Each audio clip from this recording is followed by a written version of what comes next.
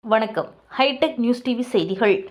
விருதுநகரில் அம்மா மக்கள் முன்னேற்றக் கழகத்தின் 9ஆம் ஆண்டு துவக்க விழா நடைபெற்றது.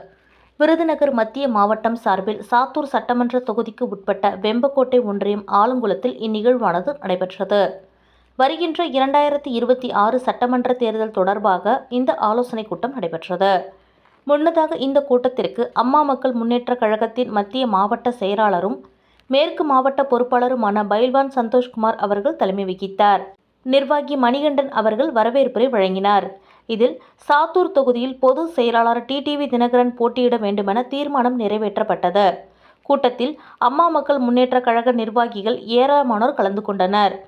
நிகழ்ச்சியின் இறுதியில் வெம்பக்கோட்டை கிழக்கு ஒன்றிய செயலாளர் செல்வம் அவர்கள் நன்றியுரை வழங்கினார்.